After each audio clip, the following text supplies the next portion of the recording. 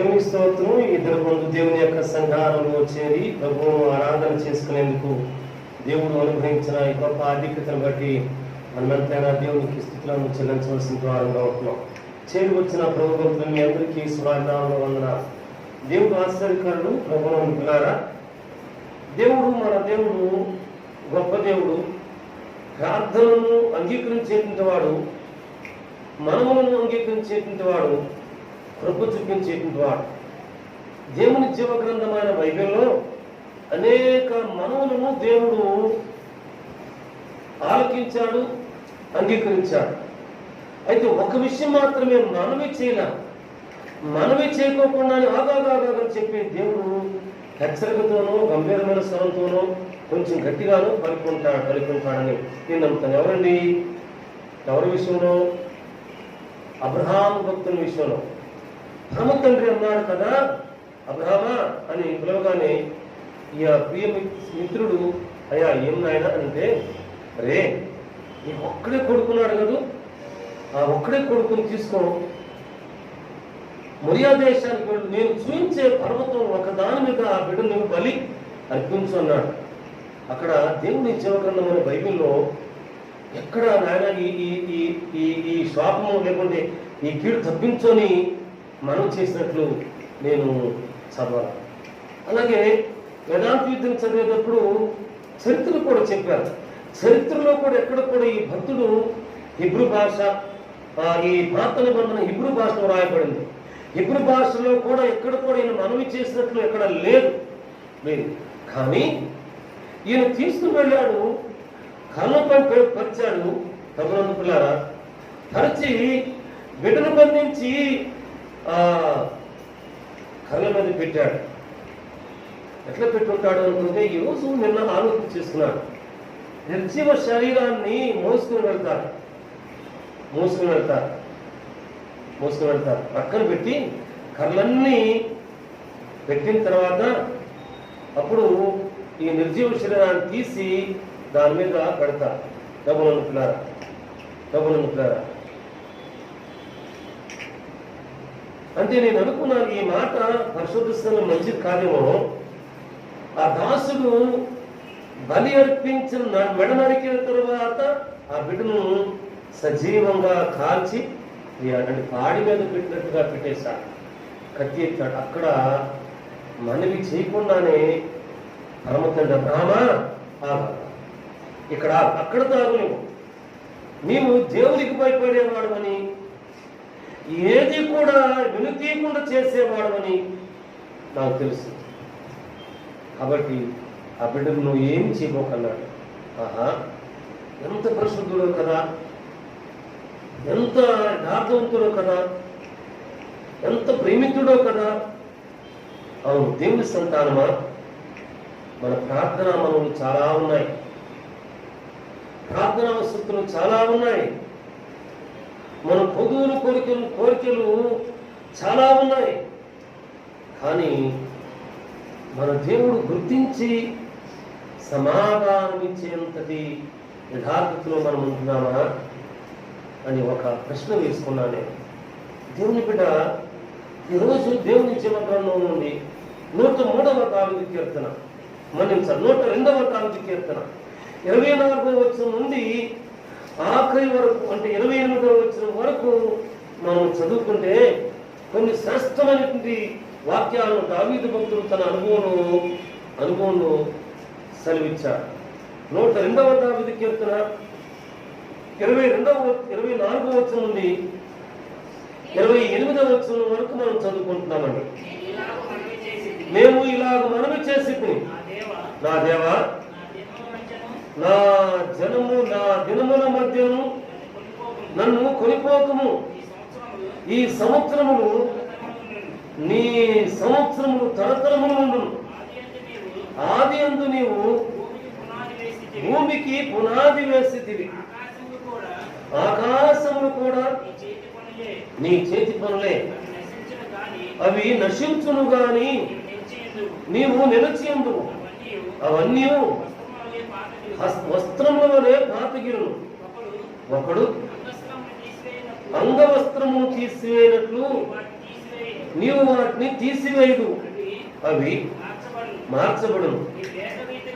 నీవు ఏకరీతిగా ఉండవాడు, నీ సంవత్సరములకు అంతము లేదు. నీ సేవకులకు మారు నిలిచి ఉండును, వారి సంతానము నీ సన్నిధిని స్థిరపరచబడును. దేవుని స్తోత్ర. ప్రభునందుకులారా, అనేక తలంపులను చేసుకుని, లేకుంటే ఈ రీతిగా మనవుల గురించి ఆలోచన చేసుకుని అనేక మనవులను దేవుని సన్నిధానంలో జ్ఞాపకం చేసుకున్నారు. ప్రభునందుకులారా, హాగరు మనము చేసింది, ఎస్తేరు మనము చేసింది, రూతు మౌనముగా ఇంది మనము చేసింది. ప్రభునందుకులారా, సమయానికి ఒక తల్లి ఉంది, ఈ తల్లి మనము చేసింది. నాయన, నీవు నాకు కనుక ఒక మగబిడ్డను దయచేస్తే ఆ బిడ్డను తప్పకుండా నీ సన్నిధిలో అప్పగించేసుకుంటాను, నాకు వద్దు అని మనవి చేసింది. ఆ మనవిని దేవుడు ఆలకించి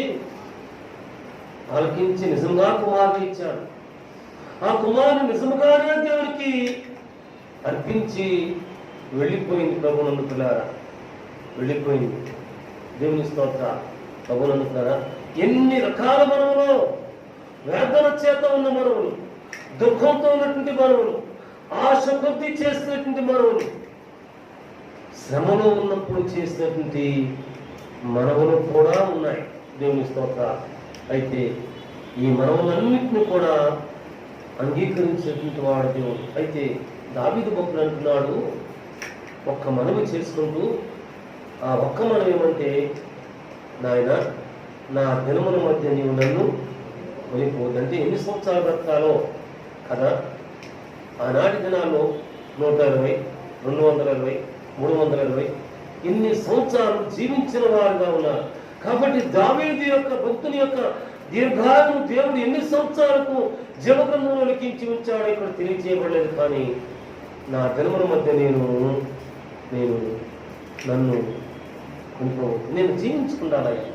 ఈ దావీదు భక్తుడు ఎందుకు జీవించి ఉన్నాడంటే, పరిశుద్ధత కొరకు మాత్రమే జీవించాడు, నీతి కొరకు మాత్రమే జీవించాడు, యథార్థత కొరకు మాత్రమే జీవించాడు, దేవుని కొరకు, దేవుని దగ్గర విచారణ చేసి జీవం పొందుటకు మాత్రమే జీవించాడు.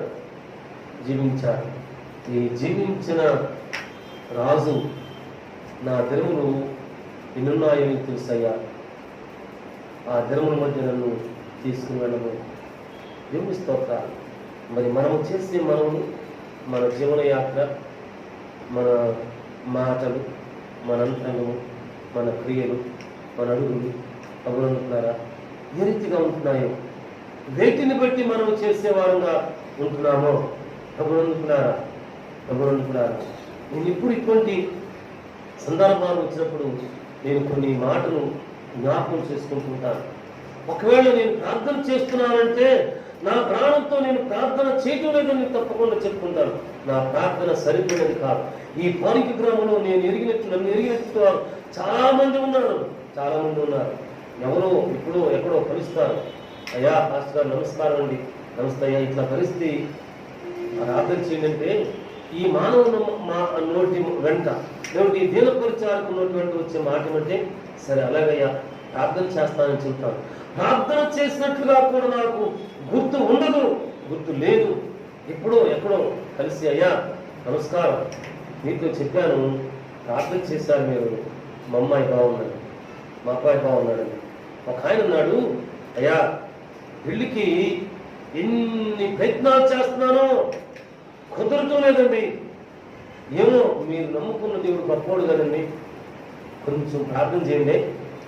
ఏమన్నాడండి? కొంచెం ప్రార్థన చేయండి. కొద్ది నెలలైంది తెలీదు. అదే మనిషి కలిసి, అయ్యా పాస్టర్ నమస్కారం, ఇప్పుడు చేయన్నాడు. అయ్యా మీతో చెప్పాను, 2 నెలల్లో కుదిరింది, పెళ్ళయింది. వాళ్ళు పోయారు. ఎక్కడికి వెళ్ళాల్సిన పట్టణానికి, ఉద్యోగానికో పెళ్ళింటికో వెళ్తారు. నాకు ఇటువంటి సందర్భాలు ఈ మానవుల దగ్గర చాలా చాలా చాలా జ్ఞాపకం నుంచి నాకు అనుకోక ఇదే కుటుంబం ఉన్నాను. ఆయన ప్రార్థన చేయకపోతే మేము చేసుకోలేమా? మా ప్రార్థన చేసేవాళ్ళు ఎంతమంది అంట? చాలా మంది దేవుని స్తోత్రం, హల్లెలూయా. ఇటువంటి వారి కొరకు ప్రార్థన చేసేవారు చాలా మంది అటువంటి ఇళ్ళు వదిలిపెట్టకుండా తిరుగుతారు ప్రార్థన చేయడానికి, మొరపెట్టడానికి. అమ్మా, మీరు చాలా మంచోళ్ళు, మీ ప్రార్థన దేవుడు అంటున్నాడు, మీరు అనుకున్నాయని జరుగుతున్నాయి అని చెప్పడానికి ఇటువంటి గృహాల చుట్టూ, ఇటువంటి మనుషుల చుట్టూ తిరిగేవారు చాలా మంది ఉన్నారు. వారు కూడా భక్తులే, వారు నేను ఏమి విమర్శించుకోవాలా. ఒకవేళ సందర్భం వచ్చింది కాబట్టి వారు విమర్శిస్తాను అనుకుంటారు. లేదు కాక లేదు లేదు కబురంటారా. ఇటువంటి వారు కుదురు లేని వారు అంటారు తెలుగు వాడుక భాషలో. ఇంగ్లీష్లో స్టెబిలిటీ లేని వారు, మా సంఘము, మా కుటుంబము, నాకు ఒక విశ్వాసం ఉంది, నాకు ఒక నిరీక్షణ ఉంది, నా చుట్టూ ఒక ప్రార్థనా గుంపు ఉంది, ప్రార్థనా దూపం ఉంది, ప్రార్థనా గోడలు ఉన్నాయి. ఈ గోడల మధ్య నన్ను స్థిరపరిచిన వాడు, నా కుటుంబము చేస్తున్నటువంటి మనవులను అంగీకరిస్తున్నవాడు దేవుడు అనేది మరుస్తాము. మరిచిన తర్వాత మన హృదయం ద్వారా నోటికి పని చెబుతుంటాము. అమనంతారా ఈ కథలను నాకు కలిసి పలుకుతా ఉంటాయి. ఒకవేళ అటువంటి పరిస్థితుల్లో కనుక నీవు ఉండి ఉంటే ఇప్పటికైనా సరే అది పాపం అని గుర్తించి, వ్యతిరేకతను గుర్తించి, దుర్మార్గతను గుర్తించి, దేవుని చిత్తమునకు దూరంగా ఉన్నామని గుర్తించి, దోషణ చేస్తున్నామని గుర్తించి నీ పాపమును ఒప్పుకుని దేవుని సన్నిధిలో నీకు గతస్థాగృహ పరిచర్యలో నమ్మకముగా ఉండు. నా ఇద్దరు నివసించినట్లు దేశమును నమ్మకస్తులైన వారిని నేను కనిపెట్టి చూస్తున్నాను. నిర్దోష మార్గమున నడుచువారు నాకు పరిచారకులవుతారు. ఎటువంటి పరిచయం చేస్తున్నావో ఈ సమయంలో నా తమ్ముళ్ళు, చెల్లెళ్ళు, ప్రియకుమార్తెలతో మాట్లాడేవాడు. తమ్ముళ్ళు, చెల్లెములు, కుమార్తెలు పరిచయం చేస్తున్నారు. మీరు చేసే పరిచర్య అది నిర్దోషమైనది కావాలా, పవిత్రమైనది కావాలా, ప్రతిఫల అపేక్ష అనేది కావాలా. పరిచయం చేసే దేవుని బిడ్డను పరిచయం చేయను. ఈ దేవుని మందు ఎవరికి కూడా కాదు, ఎవరి సొంతం కూడా కాదు, దేవునిది. నేను దేవుని దగ్గర మనవుని చేసుకునేవారు మాత్రమే ఈ మనవులను ఆయన అంగీకరించేటువంటి వాడుగా ఉంటూ ఉన్నారు. దేవుని స్తోత్ర. అనంతరం ప్రభునందు ద్వారా దేవుని వాక్యం కాదు కదా. 25వ వచనంకి వస్తున్నామండి. 25వ వచనం, ఆది యందు నీవు భూమికి పునాది వేసితివి, ఆకాశములు కూడా నీ చేతి పనులే, అవి నశించును కానీ నీవు నిలిచి ఉండేవాడు ఒక్కడే ఈ పరమ తండ్రి, వారి కుమారుని యేసు, పరిశుద్ధాత్మ దేవుడు మాత్రమే ప్రభునందుకులారా నిలిచి ఉండే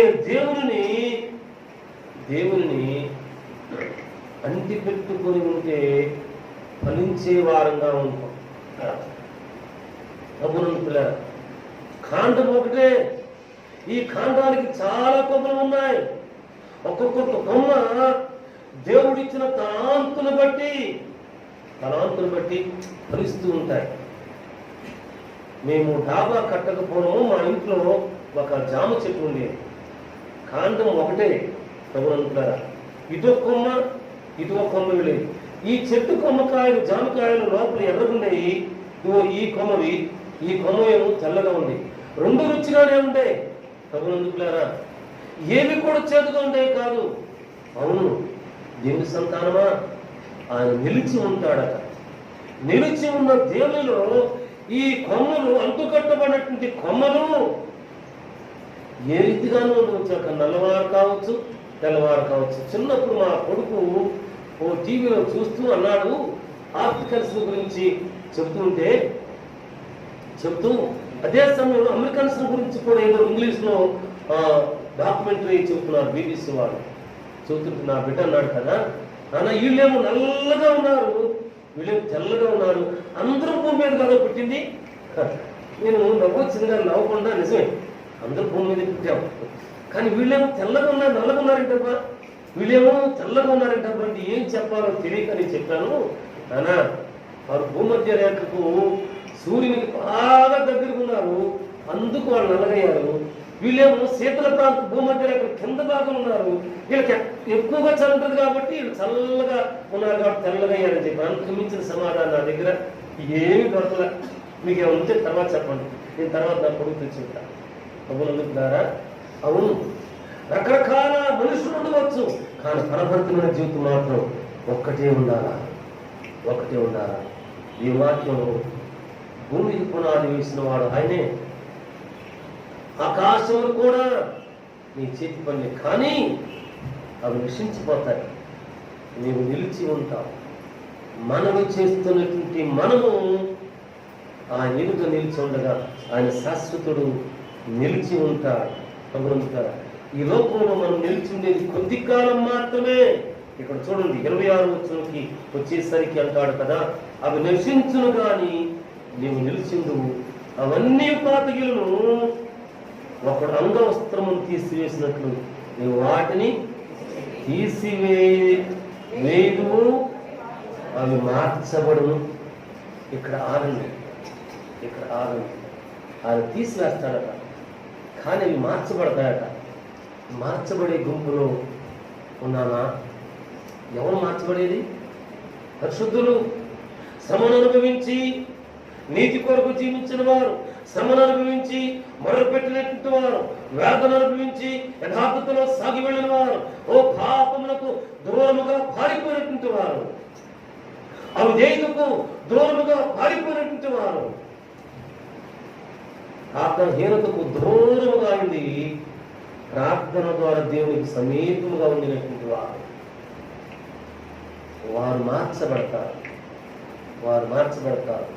మార్చబడి మహిమా శరీరంతో ప్రజ్ఞ గ్రంథంలోకి వెళ్ళినట్లయితే అనేక ప్రయాణాలు చదువుకున్న దేవుని వాక్యము, ఓ ప్రభునందు పరమ తండ్రి, రాజులకు రాజు, ప్రభువులకు ప్రభు, పెండ్లి కుమారుడుగా ఈయన సింహాసనం మీద కూర్చుని తన పడుకున్నటువంటి ఓ ప్రధాన దూతతో వీరెవరు అంటే, తండ్రి నీకే తెలియదు అని సెలవిస్తారు. మరలాడితే నీకే తెలియదు అని సెలవిస్తారు. అప్పుడు ఈ పరమ రాజు అంటాడు, ఈ భూలోకములు మహాశ్రమలను అనుభవించి గొర్రె పిల్ల రక్తంలో తమ వస్త్రములను ఉదుకుపోయిన పరిశుద్ధులు హల్లెలూయా హల్లెలూయా అంటారా? ఈ భూలోకములో మహాశ్రమలను అనుభవించి గొర్రె పిల్ల రక్తమును తమ వస్త్రములను ఉదుకుపోయిన పరిశుద్ధులు. ఈ పరిశుద్ధుల గుంపులో మనవి చేస్తూ కన్నీరు కారుస్తూ దేవుని కృపను వెలుగుతూ ఈ పరిశుద్ధుల గుంపులో నువ్వు ఉన్నావా అంటే, ప్రభునందుతారా, అంగవస్త్రము తీసివేసినట్లుగా వాటిని తీసివేస్తాడు, కానీ మార్చబడతాయి. ఆ మార్చబడే గుంపులో నీవు ఉండాలా? ఆ మార్చబడే పరిశుద్ధుల్లో నీవు ఉండాలా? ఆ మార్చబడే ఓ నీతిమంతులు ప్రార్థనా గుంపులో నీవు ఉండాలా? నీవు ఉండాలా? ఉండకపోతే ప్రయోజనకరమైన జీవితం కాదని, ఫలభరిత జీవితం కాదని, మధురమైన జీవితం కాదని, ఓ రుచికరమైన జీవితం కాదది. దైవజనుడా, ఈ కొండలో విషముంది అని చెప్పి దైవభక్తులు సెలవిచ్చారు. అప్పుడు దైవభక్తులు ఎలీషా ఓ సెలవిచ్చినట్లుగా కొంచెం పిండిని తీసి దానిలో ఏమంటే ఓ వేస్తే ఆ కొండలోని ఆహారాలన్నీ కూడా మధురమైపోయినాయి. ప్రభునందుకులారా, ఈ పిండి వట్టి పిండి కాదు, పులిసిన పిండి కాదు, కొరియన పిండి, మన్నా మాధుర్యమనబడేటువంటి దేవుని వాక్కు అనబడేటువంటి పిండిని నీ జీవితంలోనో నీ ఇంటి పాత్రలోనో నీవు వేసుకోవాలి. అప్పుడు కానీ నీ జీవన యాత్ర మార్పు జరుగుతుంది, నీ మనవులకు ప్రత్యుత్తరం దొరుకుతుంది, మార్చబడే పరిశుద్ధుల గుంపులో నీవు ఉంటావు, మహిమా వస్త్రాలు ధరిస్తావు. ప్రభునందుకులారా, మహిమా వస్త్రాలు ధరిస్తావు. ఏకరీతిగా ఉండేటువంటి ఆ దేవుని దగ్గర నీవు ఓ మహోన్నతుడు, పరిశుద్ధుడు పరిశుద్ధుడు పరిశుద్ధుడు అని చెప్పి ఓ స్తుతిగానాలు, వేల కొలది గానాలు చేసేటువంటి ఆ స్థుతి గుంపులో ఉంటావు. ప్రభునందుకులారా, ఆ స్థుతి గుంపులో ఉండటానికి నీవిక్కడ మనవి చేసుకుని ప్రత్యుత్తరం పొందేటువంటి పరిశుద్ధుల గుంపులో ఉంటావు. ఓ పరిశుద్ధుల గుంపులో దేవుని నమ్మకముగా దేవుని గొప్పను వెతికేటువంటి దేవునికి ఈ వాక్యానికి అనుగుణముగా ఒక వాక్కు నేను చదువుకున్నాను. యెషయా 50వ అధ్యాయము. ప్రభునందుకులారా, 9వ వచనం మనం చదువుకున్నట్లయితే 50వ అధ్యాయము 9వ వచనము. అమ్మా కొంచెం గట్టి చదువుతాను. ప్రభువు యెహోవా నాకు సహాయం చేయను. దేవుని స్తోత్రాలు, దేవుని స్తోత్రాలు. మార్పు చెందేవారు అన్నమాట. ఈ ప్రవక్త అంటున్నాడు, ప్రభువు యెహోవా నాకు సహాయం చేయను, నా మీద నేరస్థాపన చేయవాడు ఎవడు? ప్రశ్న. ఏకవచనాన్ని ఉపయోగిస్తున్నాడు. పరమభక్తుడు, పరమ తండ్రి కాబట్టి నా మీద నేరస్థాపన చేసేవాడు ఎవడు? నన్ను నేరస్థాపన చేయాలనుకుంటున్నాడు. చేయగలరా? ఇప్పుడు చెప్పాను, నేను ఎరిగినటువంటి కుటుంబాలు మమ్మల్ని కనుక ఏమనంటే, మా అమ్మని కనుక ఏమనంటే, మా నాన్న కనుక ఏమనంటే వాళ్ళకంట కీడేనంటబ్బా, వీళ్ళు అంత పరిశుద్ధులా, మమ్మల్ని ఏమంటే ఏదో తగులుతాడికి అంత నీతిమంతులా, వీళ్ళు అన్నవాళ్ళు విన్నాను, వాళ్ళని కూడా చూసండి, నిర్భయంగా ప్రశాంతంగా సంవత్సరాల కొద్దీ బ్రతికి ఏదో చిన్ని బలహీనత వచ్చి వాళ్ళు సమాధికి చేర్చబడ్డారు. అనుకున్నా నేను, అనుకుంటూ ఉంటా నేను, బా మానవులు ఏ పాటి వారమో, మేము మంచివాడమండి, మా అబ్బాయిలు మా అమ్మాయిలు చాలా మంచివాడండి, లోకం ఇంటి ముందు గుమ్మమే తెలియదండి. ఇటువంటి మాటలు మాట్లాడే వాళ్ళ కొరకు ఇప్పుడు నేను చెబుతాను, నిజమే, ఇంటి ముందు గుమ్మ ముందు ఉన్న రోడ్డు తెలియదు, కానీ నీ బిడ్డలు చదువులకో దేనికో వెళ్తున్నారు, వీళ్ళు ఎక్కడెక్కడ తిరుగుతున్నారో ఏమేమి చేస్తారో ఆ సహవాసం ఏంటో ఎవరికి నాకు తెలియదు, నీకు తెలియదు. అందుకే నీ గురించి నేను ఘనంగా చెప్తున్నాను. నేను చాలా డిసిప్లిన్ ఉంటానండి, చాలా క్రమంగా పెంచుతానండి. అవును, క్రమంగా పెంచిన వాళ్ళందరూ కూడా అక్రమంగా జీవించిన వాళ్ళని నేను ఎరుగుతాను. మన్నించాలి ఈ మాట.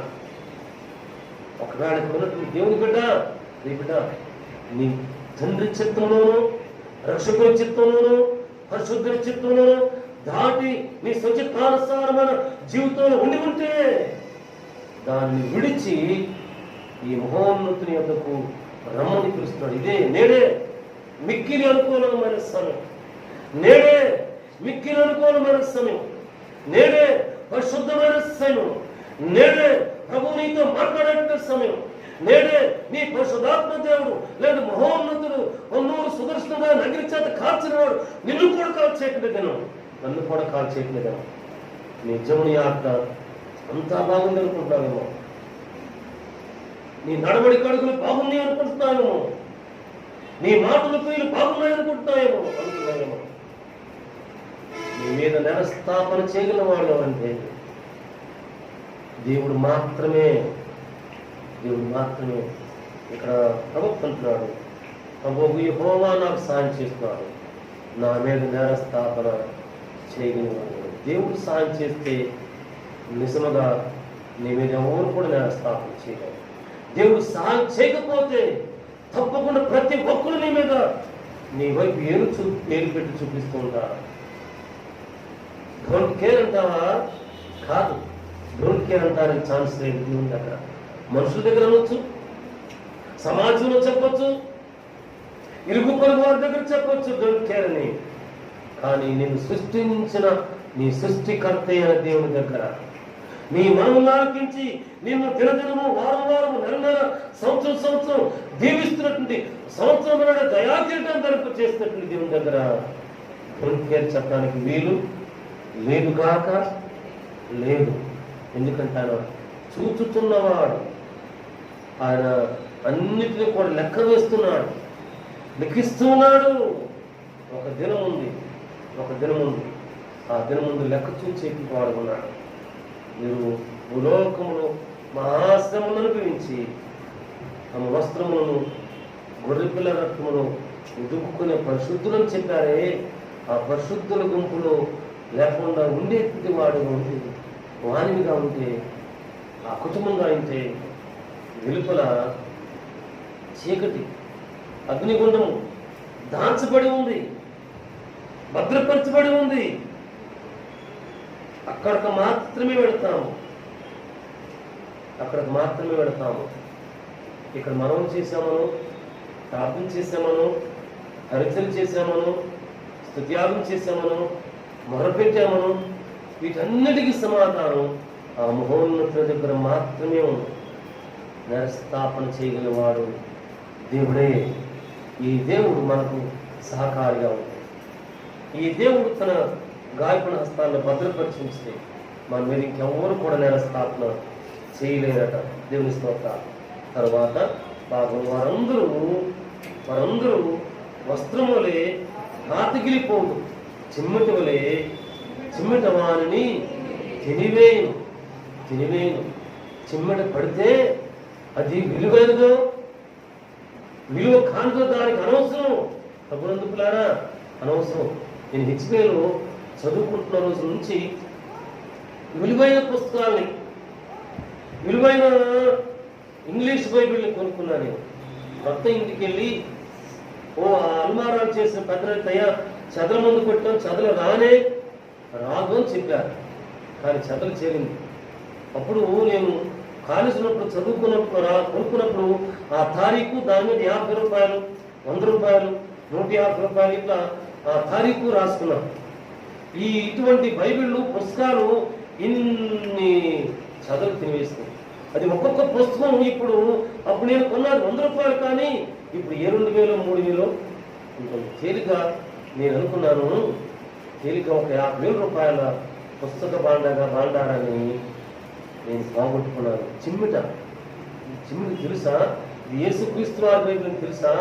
యేసుక్రీస్తు వారి యొక్క హిబ్రూ నుంచి ఇంగ్లీష్లో తర్జుమా చేయమంటే విలువైన పుస్తకం దానికి తెలుసా? తెలిసినా కానీ వదిలిపెట్టదు. అవును, మరణానికి ఏమన్నా భయమా, జాలా? లేదు. మనుషులు తీసుకుని వెళ్ళాలంటే తీసుకుని వెళ్ళటానికే సిద్ధంగా ఉంటుంది. అయ్యో, ఇంతకాలం బతిస్తా ప్రార్థనా మందిరంలో చాలా నమ్మకం ఉన్నారు వీళ్ళు, పరిచయం చేశారు వీళ్ళు, పోటీ పడ్డారు వీళ్ళు. ఇది కాక చిమ్మెట దాన్ని తినివేస్తున్నారా? దేవుని బిడ్డ, దేవుని సన్నిధానంలో నమ్మకంగా మార్చబడే పరిశుద్ధుల గుంపులో మనముంటే మేలు. ఒక అంగవస్త్రము తీసివేయనట్లు నేను తీసివేస్తాను, అది మార్చబడతాయి. పరిశుద్ధుల గుంపు మార్చబడేది, పరిశుద్ధులు మాత్రమే మార్చబడేవాడు. ఆ మార్చబడే పరిశుద్ధుల గుంపులోనే ఉండటానికి సిద్ధపడు. దేవుని స్తోత్రం. ప్రభువునుంటారా, దేవుని వార్త మనం చూసినట్లయితే, ప్రభువునుంటారా, దేవుని వార్త మనం చూసినట్లయితే తర్వాత వచ్చిన ఇంకా శ్రేష్టమైన మాటలు ఉన్నాయి. అక్కడ అంటున్నాడు కదా భక్తుడు, ప్రభువునుంటారా, ప్రవక్త, యెహోవాకు భయపడి ఆయన సావుకుని మాట వినివాడు ఎవరు? వెలుగులేకయే చీకట్లో నడుచువాడు యెహోవా నామమును ఆశ్రయించి తన దేవుడిని. ఎవరి దేవుడు? నీ దేవుడే, నా దేవుడే, మనందరి దేవుడే. ఇక్కడ ఈ పదం వచ్చి మొదటి భాగంలో ఏమన్నాడంటే, యెహోవాకు దేవునికి భయపడి తన సేవకునికి భయపడేవాడు ఎవరబ్బా? ఎవరు లేదంట. అంటే ఎవరు లేరని అక్కడ అర్థం. ఆనాటి దినాల్లో. ఈరోజు అందరూ దేవునికి భయపడేవారు కదండి, అందరూ నియమానికి నియమ ప్రకారం జీవించేవారమండి. నేను దాన్ని కాదంటున్నాను. ఎవరందుకులారా? అయితే వెలుగు లేక చీకట్లో నడిచేవారు ఉన్నారట, అందుకుంటారు కదా. ఇటువంటి వారందరూ కూడా యెహోవా నామమును ఆశ్రయించి తన దేవుడిని నమ్ముకోవాలి. అవును, దేవుని నమ్ముకుని దేవుని ప్రియగా ఉందాం. దేవుని కలిగి ఉండే దేవుని ప్రియులుగా మనం ఉందాం.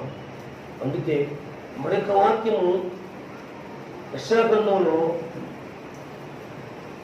41వ అధ్యాయంలో 9-10 వచనాలు ఏమవుతుందంటే, భూదిగంతం నుండి నేను చూచి కనుగొని పిలుచుకున్నవాడా అని ఒక మంచి పిలుపు ఉంది. ఇక్కడ ప్రభువునులారా, భూదిగంతం నుండి నేను పట్టుకొని కొనల నుండి పిలుచుకున్నవాడా. ఆగుదాం. ప్రభువునులారా, మనవులు చేసుకుంటున్నాం. ఈ మనవులు అంగీకరించేటువంటి వాడు దేవుడు, మనవులు ప్రత్యుత్తరం ఇచ్చేవాడు దేవుడు. ఈ మనవులు ప్రత్యుత్తరం ఇచ్చే దేవుడు తన యొక్కకు మార్చిన వారిని క్షణకాలంలో మార్చేస్తాడు. మార్చేసిన పరిశుద్ధుల గుంపులో నీవు నేను కుటుంబం ఉండాలా. ఆయన సహాయం చేస్తాడు. నేరస్థాపన చేయడానికి ఎవరికి కూడా ఉంది. ఆయనతో ఉంటే మాత్రమే, లేకపోతే మనం వెళుతూ ఉంటే వెనకాల చాలా మంది మన జీవనయాత్ర గురించి మాట్లాడుతూ ఉంటారండి. మన జీవితం గురించి గమనించుకున్నారా? అయితే వారు దేవుని ఆశ్రయించి దేవుని నమ్ముకోవాలి అని ఒక వాక్యాన్ని చదువుకున్నాం. నమ్ముకుంటున్నామా? ఆశ్రయిస్తున్నామా? దిద్దుబాటు చేసుకుంటున్నామా? నేడు అనేటువంటి సమయం ఇప్పుడు ఆయన దగ్గర మన జీవనయాత్రను అప్పగించి పశ్చాత్తాపడుతున్నామా? అయితే మార్పు అనుభవించేవాడు దేవుడు.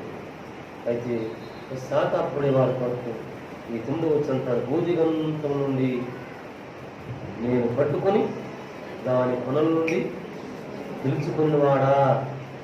ఈ వాక్కును ఆలోచించేస్తే మనం ఎక్కడున్నామో కదా. ఎప్పుడు ఒకసారి చెప్పాను, నేను నా స్కూటర్ని రిపేర్ చేయించడానికి వెళ్తే మోస్ట్ మేబీ సమ్మర్ అయితే బండి మీద రాయల్ ఎన్ఫీల్డ్ ప్లేట్ మీద వచ్చి బండి దిగబోతూ కాలు కింద పెట్టబోయి అన్నాడు, అబ్బా ఇదేమంటారా చచ్చిపోతుంది నేను అని. అంటే ఈ మెకానిక్లో ఒక ఆయన, రే నువ్వు పుట్టే ముందు ఇండియాలో పడుతున్నాను అమెరికాలో పడుతున్నాను ఆలోచన చేసుకుని పుట్టాల్సిందిరా అని చెప్పి అవతారా అన్నాడు. రే అప్పుడే కనుక ఆ జ్ఞానం ఇక్కడ పుట్టేవాడు కానే కాదు అన్నాడు. ఈ బండి వెళ్తున్నాడు. ఏమంటా ఎక్కడున్నామో తెలియదు, ఎక్కడ పడుతున్నామో కూడా తెలియదు. భూదిగంతముల కొన నుండి పిలుచుకున్నవాడా, నేను పిలిచాను, అందుకే ఇక్కడ ఉన్నావు. అమ్మా అయ్యా ప్రియ కుమార్తె, ప్రియ కుమారుడా, నువ్వు పిలువబడినవాడు, సామాన్యురాలు కాదు, దేవుని చిత్తంలో ఉన్నావు నువ్వు. అందుకే ఎక్కడుంటే ఉంది ఈ బెతెస్దా గృహాన్ని నడిపించాడు. ఈ గృహం కాకపోతే మరి ఒక గృహానికి దేవుడిని నడిపించేవాడు. అక్కడ నమ్మకం ఉండటానికి నీ సమీపంగా గృహం ఉంది కాబట్టి దేవుడిని నీకు నడిపించాలి. అయితే నీకు పిలువబడిన దేవుని బిడ్డలను గుర్తించు. మనవుతో పాటు మార్పుతో తదనంతరము నరస్థాపన జీవితము, అనంతరం పిలువబడిన జీవితము. అంటున్నాడు కదా తర్వాత భాగంలో, నీవు నా దాసుడవని, నేను ఉపేక్షింపక ఏర్పరచుకుంటున్నాను, నేను నీతో చెప్పినాను, నీకు తోడై ఉన్నాను. నీతో చెప్పానుగా, నేను తోడుగా ఉన్నాను కదా. కాబట్టి భయపడబోకు. అంటే భయపడబోకంటే నీవు మౌనంగా ఉండి నీ జీవనయాత్రను కొనసాగించమనా కాదు, ఆయన దగ్గర మోకరించమని, ఆయన వైపు చూడమని, ఆయన కనికరాన్ని సంపాదించుకోమని, నిర్దోషమని చేతులు ఆయన వైపు చాపమని, నీ అంతరంగములో నుండి దేవుని చూసి అడగమని దావీదు అడిగాడు. పరమతండ్రి అన్నాడు, దావీదు ఒక్క పర్యాయం మాత్రమే దేవుని పరమ తండ్రి ఎదుట దోషం చేశాడ. చేస్తున్నందుకు హెచ్చరిక పొందినటువంటి వాడు కాడు. ఆయన రక్షణ ఆనందమును మరలా నాకు నూతనంగా పుట్టించు, హిమము కంటెను తెల్లగా ఉన్నట్లు ఈ సోపుతో నన్ను కడగబడాలట. ఈ దినములో హిస్సోపుతో మనను కడుగుతాడో లేదో నేను చెప్పలేను, కానీ ఆయన రక్తముతో మాత్రం మనను కడిగే మాట నిజము కాక నిజము, అది ముమ్మారు నిజమే. తండ్రి మాడు పరిశుద్ధాత్మ దేవుని నామములో నిజం. ఆయన రక్తముతో కడగటానికి ఆయన సంసిద్ధుడు. అవును ప్రభునంతుగా ఈ కుటుంబంలో చాలా మంది తల్లులు, మరికొంతమంది చెల్లెములు, మరికొంతమంది తండ్రులు, మరికొంతమంది తమ్ముళ్ళు, వారు కొన్ని నియమం ప్రకారం ప్రార్థనలో ప్రార్థన చేసుకున్నప్పుడు వారికి కొన్ని దర్శనాలు, కొన్ని కళలు, కొన్ని వాక్యాలు వచ్చినాయని నాకు బాగా ఉంటుంది. అన్నయ్య ఏంటి వాక్యం ఇంకేముందమ్మా, ఎన్ని శ్రమలలో నీవు నా చేత ఏర్పరచబడి పెట్టవు అని చెప్పి స్వరం పడింది కదా. ఎందుకు బాధపడబాబు అమ్మా అయ్యా? ఎందుకండి దేవుడు ఇది ఇచ్చాడు కదా, నీ సంతానాన్ని దేవుడు వదిలిపెట్టని చెప్పాడు. ధైర్యంగా ఉండు, రీతిగా కొంతమంది ప్రియబిడ్డలతో చెప్పిన మాటలు గుర్తులోకి వచ్చారు. దీని బిడ్డ నీ ప్రత్యేకమైన బిడ్డలు, ప్రత్యేకమైన బిడ్డలు ఉపేక్షింపక ఏర్పరచుకుంటుని నేను చెప్పాను కదా, నీకు తోడై ఉన్నాను. దేవుడు నీ జీవన యాత్రకు, నీ యాత్ర కుటుంబానికి తోడుగా ఉండేవాడున్నాడు. ఈ తోడుగా ఉండే దేవునితో అంటు కట్టబడి ఉంది. కాండం ఒకటే, కొమ్మలు అటు ఇటు వెళ్తాడు. మంచి ఫలాన్ని ఇచ్చే బిడ్డగా అయింది, మధురమైన బిడ్డ ఫలాన్ని ఇచ్చే బిడ్డగా అయింది, మధురమైన బిడ్డ ఫలాన్ని ఇచ్చే బిడ్డగా అయింది. అందును బట్టి ప్రతిఫలం పరలోకంలో దాచిపెట్టబడి ఉంటుంది. అవును, లాజరు ఈ లోకంలోనే మహాభయంకర శ్రమను అనుభవించాడండి. తన యజమాని బల్ల మీద నుండి పడే రొట్టె ముక్కలతో తన ఆకలిని తీర్చుకున్నాడండి. అయితే ఎవరి దగ్గర దాడుతున్నాడబ్బా? దేవుని దగ్గర. ఈ మధ్యన ఎవరు తమ్ముళ్ళు కలిసినప్పుడు ఇవే ఏ మాటలు నాతో చెబుతుంటే నాన్న వారితో నేను పంచుకున్నాను. లాజరు ఈ లోకంలో బీదే, బలహీనుడే. తాను ఉన్న భవన యజమాని యొక్క బల్ల మీద నుండి పడే రొట్టె ముక్కలతో ఆకలి మాత్రం తెచ్చుకున్నాడు. కానీ అంతరంగము శుద్ధమైనది, పరిశుద్ధమైనది, దేవునికి చూచినది. అందుకే ఈ జీవిత తదనంతరము ఒక పాదశని తీసుకుని పోబడ్డాడు. నాకేంటబ్బా అనుకున్న ఆయన స్వర్గాన్ని తీసుకుని నిలబడ్డా? స్వర్గాన్ని తీసుకుని నిలబడ్డా? లేదు, నిత్య నరకాగ్ని తీసుకుని నిలబడ్డాడు. తండ్రి అబ్రహామా, నేను ఇక్కడ మహాయాత్రలు పడుతున్నాను, లాజరును పంపించయ్యా అని చితికిన వేలుతో ముక్కుల ద్వారా నాకు ఆహారం తీరుస్తాడంటే తమ తండ్రి అబ్రహాం పడినాడు. అయ్యో, అక్కడ ఉన్నప్పుడు చాలా సుఖంగా బ్రతికావు, లాజరు దీనస్థితిలో ఉన్నాడు. అయితే నేను పంపించాలని ఉందిలే, కానీ అక్కడ వారు అక్కడికి రాకుండా పరమ తండ్రి మహారాగాన్ని అడ్డుగా ఉంచాక అప్పుడిప్పుడు అనుకుంటావేమో. లేదు, అప్పుడిప్పుడు నీకు ఛాన్స్ లేదు. ఇప్పుడే మనవికి మార్చబడటానికి ప్రభువులారా అనంతరము నేరస్థాపన లేకుండా బ్రతకటానికి దేవుని చేత భూదిగంతుల కొనల నుండి పిలువబడటానికి ప్రభువులారా తోడటానికి ఇప్పుడే నువ్వు లోబడితే అలనాడు కన్నూరు శ్రీకృష్ణయ్య గారిని తన పరిశుద్ధాత్మని చేత కాల్చేవాడు. ఈతను నన్ను ప్రతి ఒక్కరిని కాల్చడానికి, పరిశుద్ధి చేయడానికి ఆయన సంసిద్ధం. నీవు సంసిద్ధంగా ఉన్నావా? నీ కుటుంబం సంసిద్ధంగా ఉందా? నీ యాత్ర సంసిద్ధంగా ఉందా? నీ మాటలు సంసిద్ధంగా ఉన్నాయా? నీ క్రియలు సంసిద్ధంగా ఉన్నాయా? ఆలోచన చేసుకో. దేవుడు విడిచేవాడు కాదు, మాటను తప్పేవాడు కానే కాదు. దేవుని స్తోత్రాలు. సామెత గ్రంథంలో ఒక మాటను ప్రభువు ద్వారా జ్ఞాపకం చేసుకోవాలని ఆశపడుతున్నారు. 13వ అధ్యాయం 18-19 వచనాలు మనం చదువుకున్నాం. చూడండి. శిక్షను ఉపేక్షించడానికి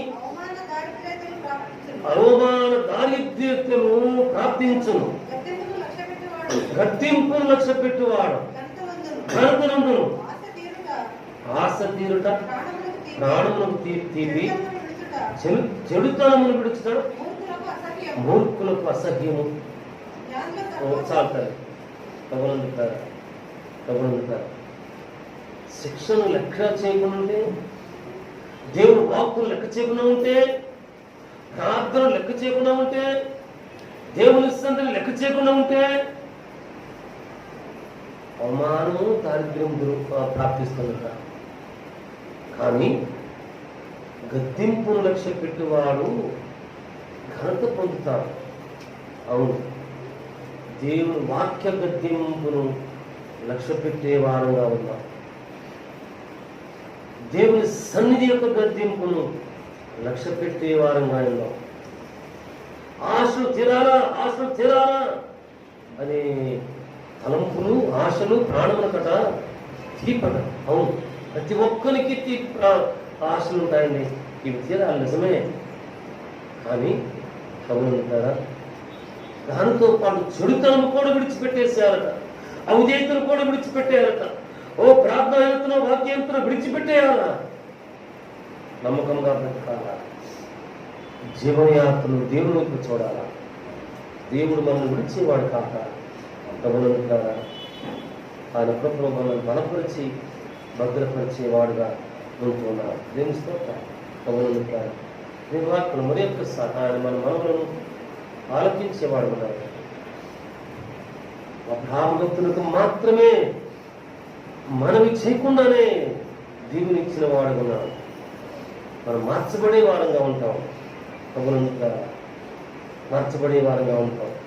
మార్చబడే పరిశుద్ధుల గుంపులో మనం ఉండటానికి దేవుని చూద్దాం. ప్రభువారు మనకు సహాయం నేరస్థాపన చేయగల వారు లేరు. దేవుని స్తోత్రాలు. దేవుని ఆశ్రయించి నమ్ముకుందాం. భూదిగంతం లేక పనుల నుండి కనుగొని చూచి పిలుచుకున్నవాడా, నీతో చెప్పాను, నీ తోడైంటాను నీ దేవుడు. ఈ దేవునికి భయపడ నేర్చుకున్నాం. కృపణ వద్దడానికి సంసిద్ధులమవుదాం. ఆయన కరుణించువాడుగా ఉన్నాడు. కరుణించువాడుగా ఉన్నవాడు, కృప చూపించేవాడు ఉన్నాడు. ఆయన మరుగున ఉన్నవాడు కాదు. ఆయన ప్రత్యక్షుడు. ప్రార్థన చేస్తే ప్రార్థనకు ప్రత్యుత్తరం ఇచ్చేవాడు ఉన్నాడు. అయితే ఈ ప్రార్థనా గుంపులో ఉండటానికి సిద్ధపడతావా? ఆశపడతావా? అవునండి, నేను ప్రార్థన చేసుకుంటానండి, అవునండి నేను మనవి చేసుకుంటానండి, అవునండి నేను మార్చబడే పరిస్థితుల గుంపులో ఉన్నానండి, అవునండి నేను దేవునితో ఉన్నాను కాబట్టి నా మీద నేరస్థాపన లేదండి, అవునండి భూదిగంతం వరకు ఉన్నాను, నేను పిలువబడివాడండి పరిశుద్ధులుగా ఉన్నానండి అంటున్నావా? మంచిది. అయితే నువ్వు ప్రార్థించగా దేవుడు ఆలోచిస్తున్నాడా? మొరపెట్టగా దేవుడు కనికరించి చూపిస్తున్నాడా? దేవుని సన్నిధికి వస్తున్నావు, వెళుతున్నావు. అయితే వచ్చేవారు మంచిది, వెళ్ళే వారితో పాటు ఈ దేవుడు నీతో వస్తున్నాడా? ఈ వాక్కు నీతో వస్తుందా? ఈ జీవం నీతో వస్తుందా? రాకపోతే వచ్చి వెళ్ళే గుంపులో మాత్రమే ఉంటున్నాం. దేవుని తీసుకుని వెళ్ళే గుంపులో లేవు. దేవుని వార్తలో దావీదు భక్తుడు అంటాడు, ఆయన యాజకుల్లో మోషే అహరోను ఉన్నారు, ప్రార్థించు వారిలో సమయం ఉన్నాడు. వారి ప్రార్థన చేస్తుంటే వారు మొరపెట్టగా కన్నీరు కార్చగా వారి మొరలను కన్నీటిని ఈ పరమ తండ్రి ఆలకించాడట. అవును, మోషే అహరోను ఉన్న పరిశుద్ధుల గుంపులో నీవు నేను ఉండలేము. వారు దేవుని దగ్గర ఉన్నారు.